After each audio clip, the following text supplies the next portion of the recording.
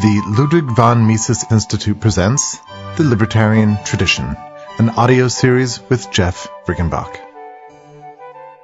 This podcast is about four writers, none of whom was a libertarian, but each of whom wrote something back in the 1960s that made a significant contribution to the libertarian tradition.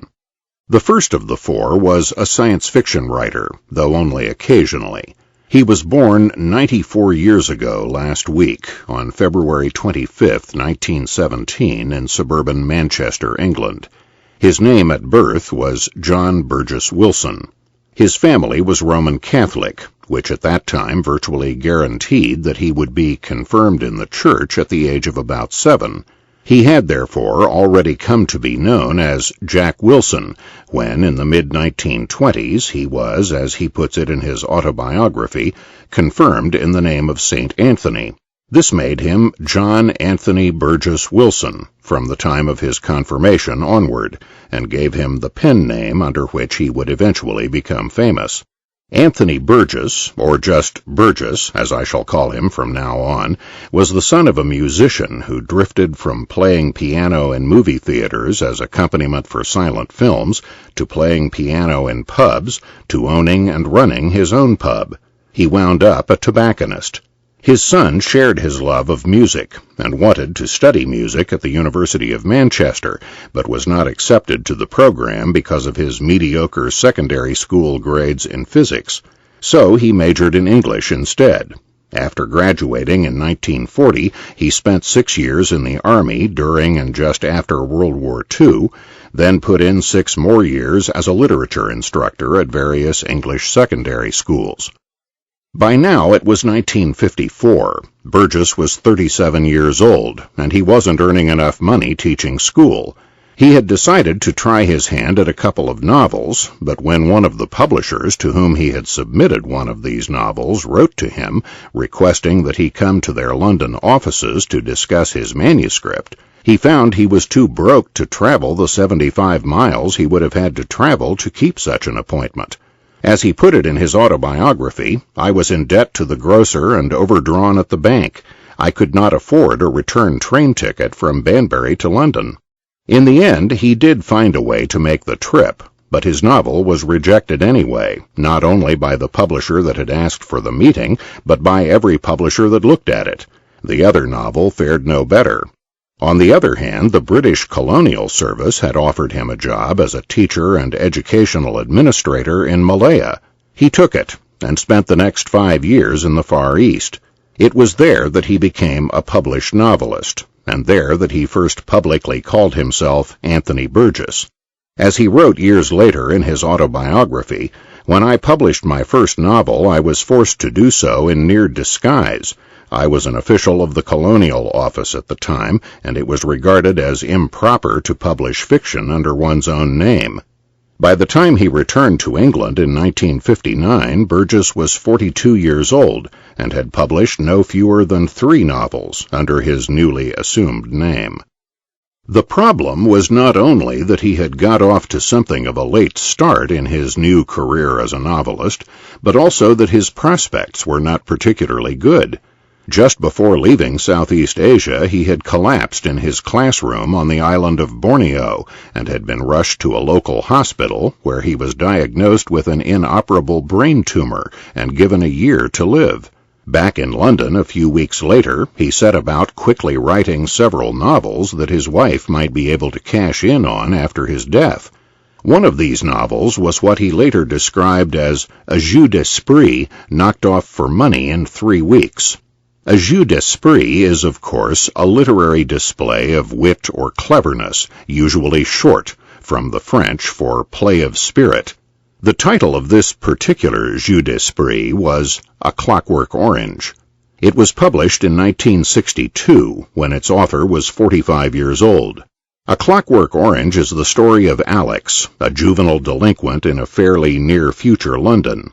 Alex skips school and sleeps all day, then goes out in the evening to get his jollies committing acts of what he calls ultra-violence, assault and battery, rape, murder. He is apprehended by the authorities and subjected to the latest brainwashing technology, which renders him incapable of even witnessing, much less engaging in, acts of any sort of violence without suffering extreme discomfort and nausea. When he is released into the outside world again, he commits no more acts of ultraviolence, but he is also unable to defend himself when hoodlums and thugs who haven't yet been reprogrammed, including some of his own former associates in crime, make him their victim. In despair, he attempts suicide, but is rescued by political activists who are organizing against the government program to brainwash violent criminals. These activists use Alex to promote their cause. They create a public scandal and arrange to have his brainwashing reversed. He thereupon immediately resumes his old ultra-violent ways. A Clockwork Orange is not an easy book to read, and I don't mean because of the ultra-violence, though that is pretty sickening, certainly. What I mean when I say it's not easy to read is something about the language in which it's written. Alex tells his own story in the first person, speaking directly to the reader, and the English he speaks is not the English we're used to hearing spoken, the English we're used to reading between the covers of books. It incorporates the teenage slang of Alex's time, as well as words borrowed or adapted from Russian. Reading it is a bit like reading Shakespeare for the first time. Obscure at first, but you get the hang of it within 10 or 20 pages. Like Elizabethan English, Alex's English is basically modern English with some unfamiliar words mixed in. Once you've picked up those words, you're home free. Alex does not have an unusually large vocabulary.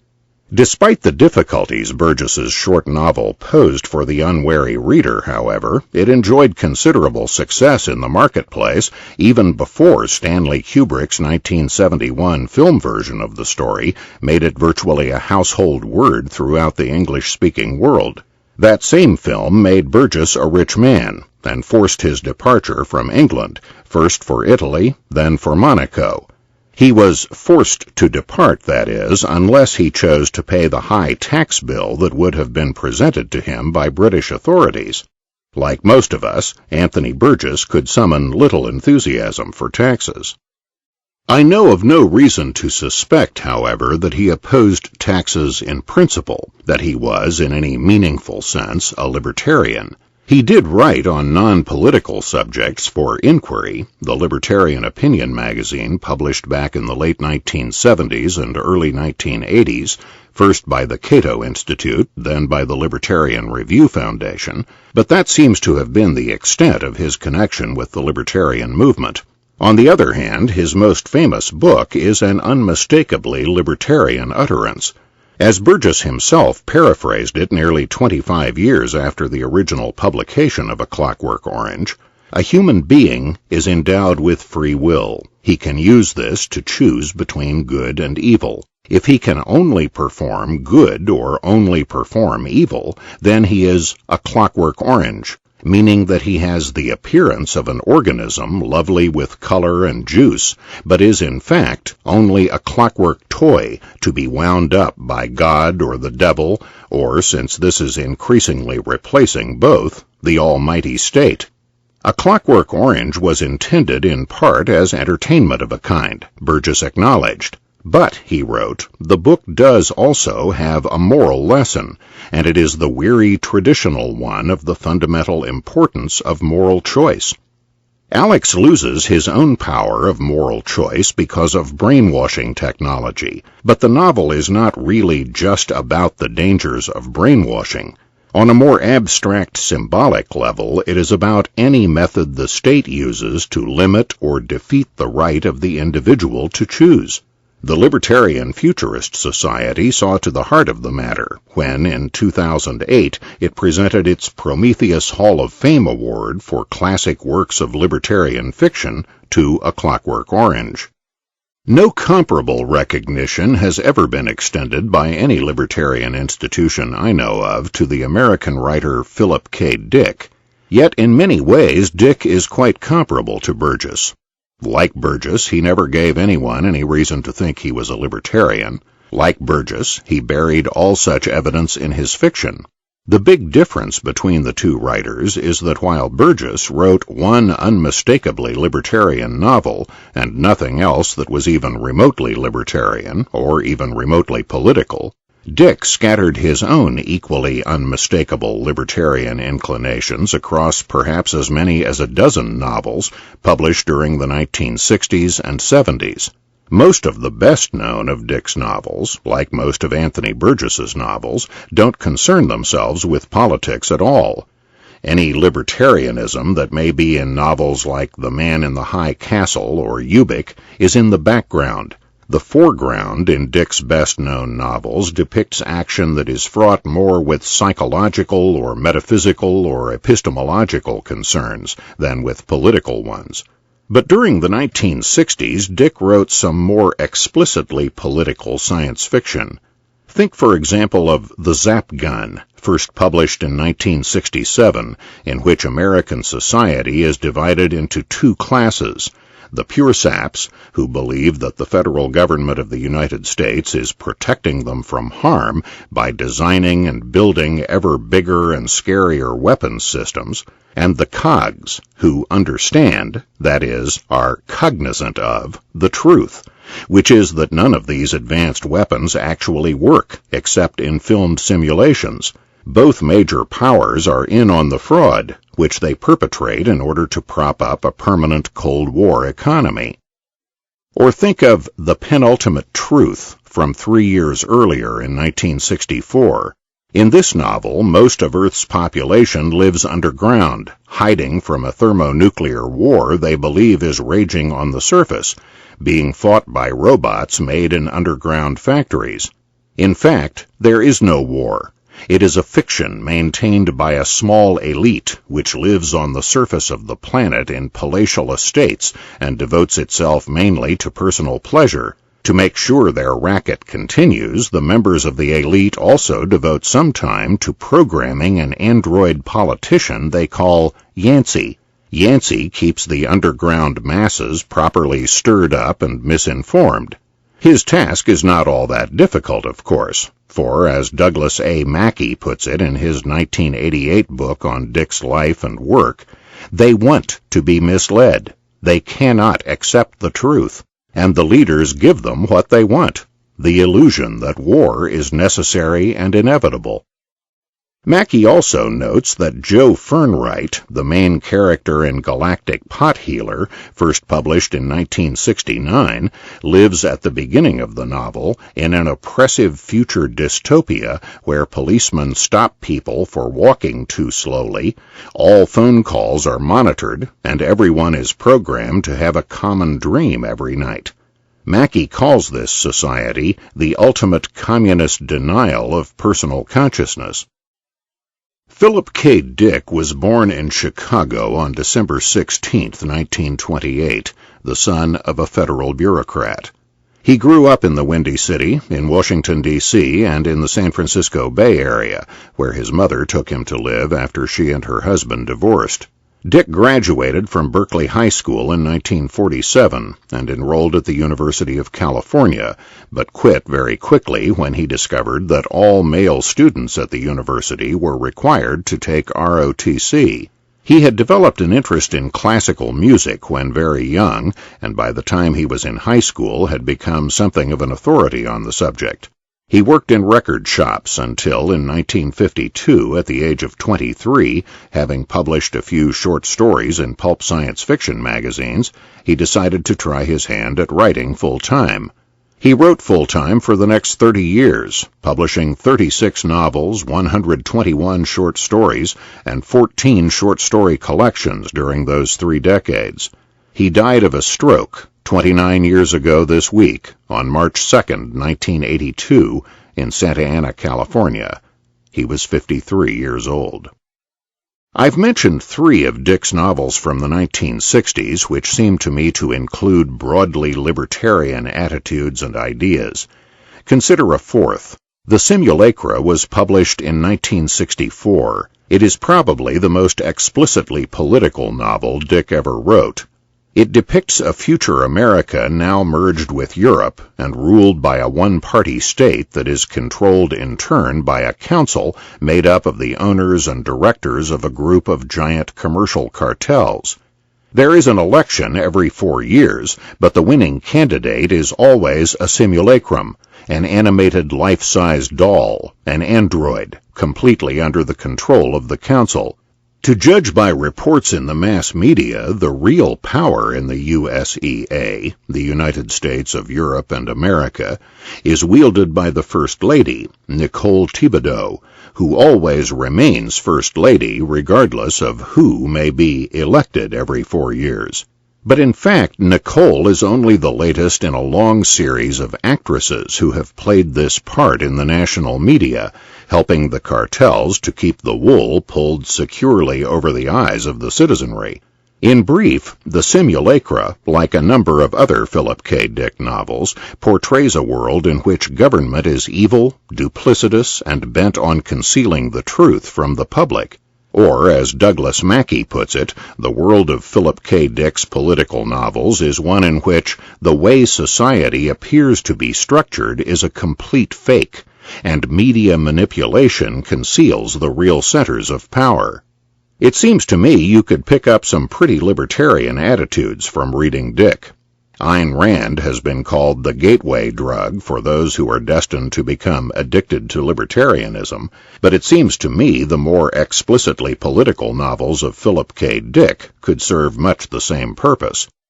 And just as Ayn Rand's great libertarian novel Atlas Shrugged presents an extraordinarily accurate picture of the fascist policies actually pursued by the U.S. government, so Dick's libertarian or quasi-libertarian fiction presents an extraordinarily accurate picture of the actual nature of government and the mass media in American society. Anyone who doubts this should consult a couple of non-fiction books published back in the 1960s, books written at around the same time Dick was writing his novels. The first of these two books is Who Rules America by G. William Domhoff, a professor of psychology and sociology at the University of California at Santa Cruz. Who Rules America was originally published in 1967, when its author was in his early 30s. Though Domhoff was not and is not a libertarian, his book had quite an impact on a number of people who became involved in the libertarian movement during and just before the 1970s. So did the second nonfiction book I have in mind, Tragedy and Hope, A History of the World in Our Time, by Carroll Quigley, an American historian with a Harvard Ph.D. who taught at both Princeton and Harvard before spending the last 35 years of his life at the Georgetown University School of Foreign Service in Washington.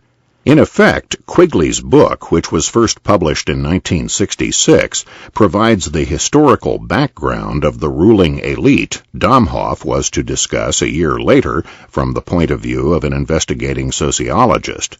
Quigley's book also explains why the federal government of the United States of Europe and America in Philip K. Dick's novel The Simulacra is a one-party state, and why those who still believe at this late date that there is any significant difference between Republicans and Democrats are indulging themselves in childish fantasy. As Quigley put it, the argument that the two parties should represent opposed ideals and policies, one perhaps of the right and the other of the left, is a foolish idea, acceptable only to the doctrinaire and academic thinkers. Instead, the two parties should be almost identical, so that the American people can throw the rascals out at any election without leading to any profound or extreme shifts in policy. Either party in office becomes in time corrupt, tired, unenterprising, and vigorless. Then it should be possible to replace it, every 4 years if necessary, by the other party, which will be none of these things, but will still pursue with new vigor approximately the same basic policies. No, Quigley wasn't a libertarian either. He basically accepted the wisdom of rule by a self-appointed cabal of moneyed interests. He only believed the activities of this ruling elite ought to be out in the open, rather than concealed. But his book has exercised great influence over libertarians, just as G. William Domhoff's book has, and for the same reasons. This is Jeff Riggenbach.